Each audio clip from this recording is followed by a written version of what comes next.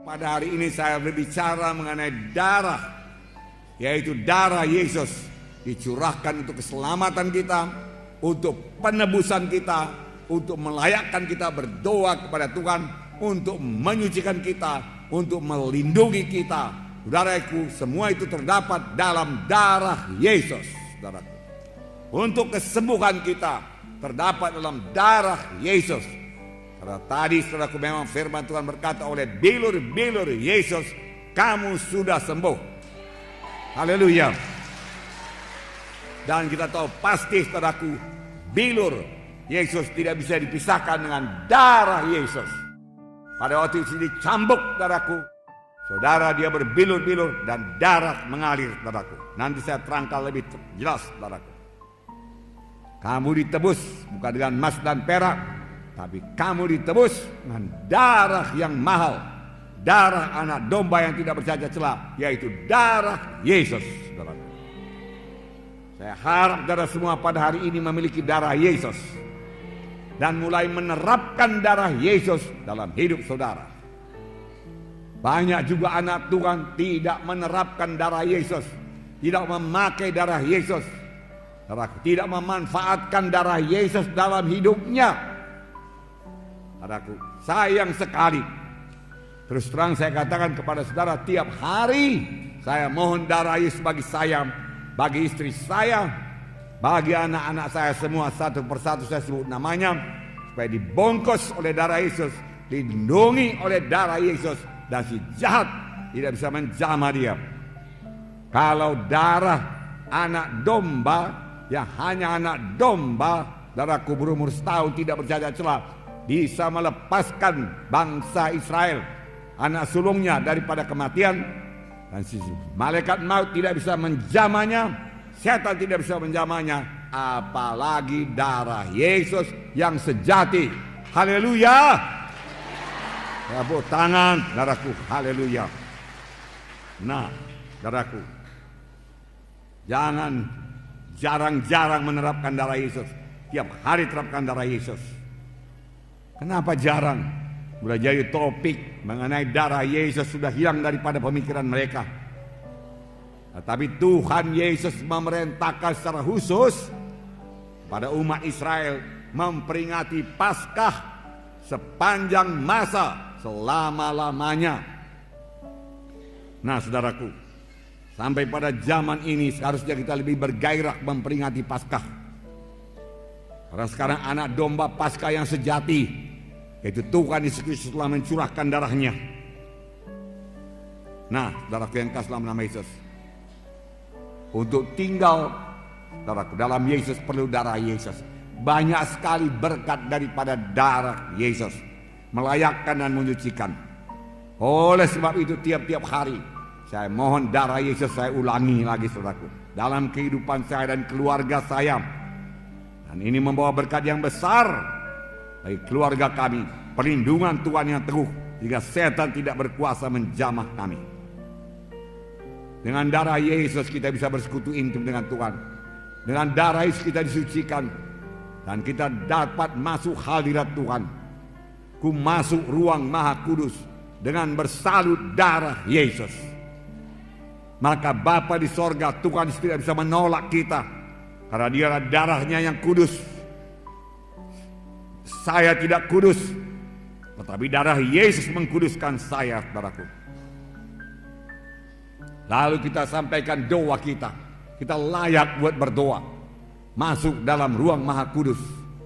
Pada waktu Yesus mati di kayu salib, saudaraku, tirai dalam bait Allah terbelah dua dari atas ke bawah, yang memisahkan bilik suci dan bilik Maha Suci.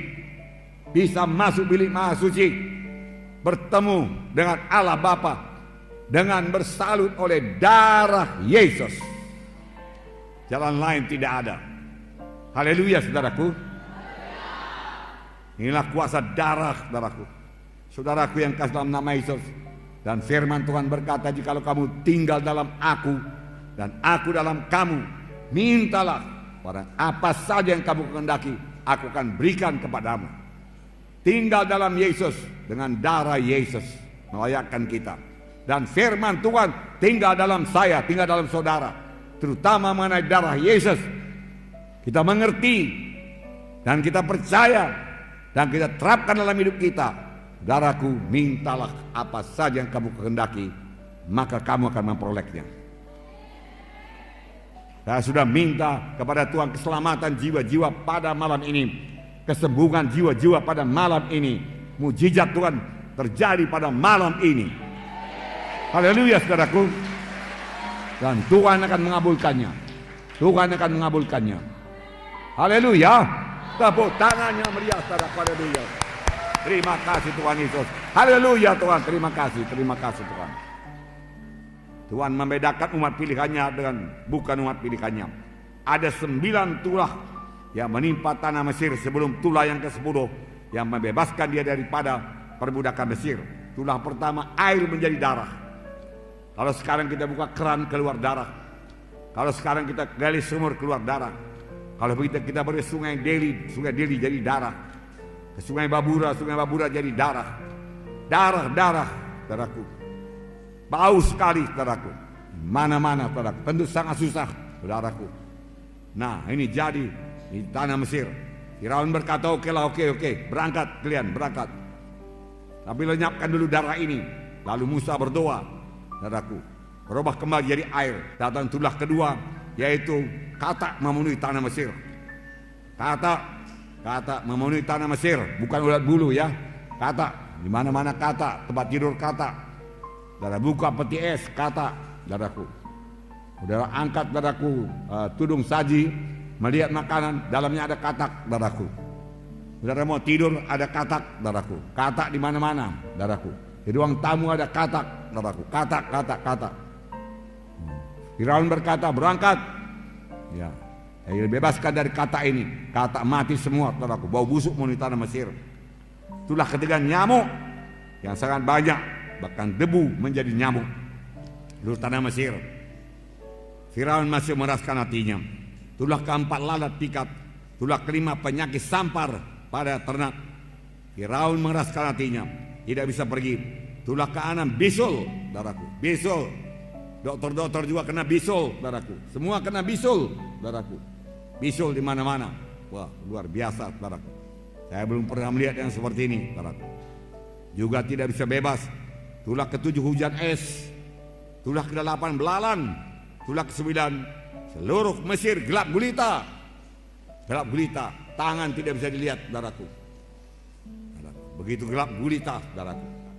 Tibalah tulah yang ke-10 yang membebaskan bangsa Israel, yaitu kematian anak sulung dari manusia dan binatang. Tuhan menyuruh malaikat maut menjalani seluruh tanah Mesir. Di mana saja rumah, di mana tidak ada tanda darah, saudaraku, saudara, ada kematian. Apakah Tuhan tidak bisa membedakan yang mana bangsa Israel, mana bangsa pilihannya dan bangsa Mesir? Tentu saja bisa. Tuhan kenal semuanya. Tapi mengapa Tuhan menyuruh sembelih domba Paskah? Karena Tuhan mau mengajarkan satu prinsip keselamatan, saudaraku. Prinsip kebebasan daripada kematian. Prinsip untuk beroleh hidup yang kekal, yaitu melalui darah. Diajarkannya kepada bangsa pilihannya melalui darah anak domba, saudaraku. Dia mau mengajarkan penebusan hanya oleh darah, keselamatan hanya oleh darah, kehidupan hanya oleh darah. Darah anak domba, saudaraku. Nah, saudaraku, Tuhan memberikan perintah khusus, dan sepanjang mereka mentaatinya, mereka bebas daripada kematian. Yang menentukan hidup atau mati, darah anak domba. Haleluya. Sampai sekarang yang menentukan keselamatan saudara ialah darah anak domba Allah yang sejati, yaitu darah Yesus. Jadi sebabnya setan tidak senang kalau saya berkhotbah, saudaraku, mengenai darah domba Paskah, darah domba Allah yang menyelamatkan. Bukan kebaikan kita, bukan sumbangan kita, bukan amal-amal kita, bukan perbuatan baik kita, tetapi kamu, bukan uang kita, bukan harta kita, saudaraku, bukan korban kita kepada gereja, saudaraku, bukan itu yang menyelamatkan, bukan itu yang membawa ke sorga. Semua itu baik dan disukai Tuhan, tapi ibarat jembatan tadi tidak 1/10 pun membawa kita ke sorga, saudaraku. yang sanggup membawa kita ke sorga hanya satu, yaitu darah anak domba Paskah yang sejati, yaitu darah Yesus. Saudaraku, tepuk tangan saudaraku. Haleluya. Hanya melalui Yesus kita selamat. Tidak ada jalan yang lain ke sorga. Tuhan sendiri berkata, akulah jalan dan kebenaran dan hidup. Seorang pun tidak sampai kepada Bapa kalau tidak melalui aku. Hanya Yesus jalan ke sorga. Haleluya. Miliki Yesus pada hari ini. Terima darah Yesus pada hari ini. Haleluya. Haleluya. Ucapkan apa yang saya ucapkan. Haleluya Tuhan Yesus. Pada hari ini saya terima darah Yesus untuk menebus saya. Tiap-tiap hari saya terapkan darah Yesus untuk melindungi saya dengan salutan darah Yesus. Si jahat, setan iblis, kematian tidak bisa menjamah saya. Saya percaya Tuhan, hanya Yesus jalan ke sorga. Saya percaya Tuhan, oleh bilur Yesus saya disembuhkan. Haleluya. Tepuk tangan saudaraku. Haleluya. 1 Petrus 1:18-19 berkata, sebab kamu tahu bahwa kamu telah ditebus dari cara hidup yang sia-sia yang kamu warisi dari nenek moyangmu, bukan dengan barang yang fana, bukan pula dengan perak atau emas, melainkan dengan darah yang mahal, yaitu darah Kristus yang sama seperti darah anak domba dan tidak bernoda, tidak bercacat. Kamu ditebus bukan dengan emas dan perak, dari perbuatanmu yang sia-sia, dari dosamu, dari penyembahan berhalamu, dari pemberontakanmu, dari ketidakpedulianmu kepada jalan Tuhan, dari segala tipu dayamu, dari segala dosamu. Bukan dengan emas dan perak, bukan dengan hartamu. Kau persembahkan seluruh hartamu tidak bisa menebus engkau. Tapi engkau ditebus hanya dengan darah anak domba yang tidak bercacat celah, yaitu darah Yesus. Haleluya. Setelah saudara dengarkan firman Tuhan ini, adakah saudara percayakan darah Yesus? Darah Yesus berkuasa, amin. Membungkus saudara pada saat ini, amin. Haleluya.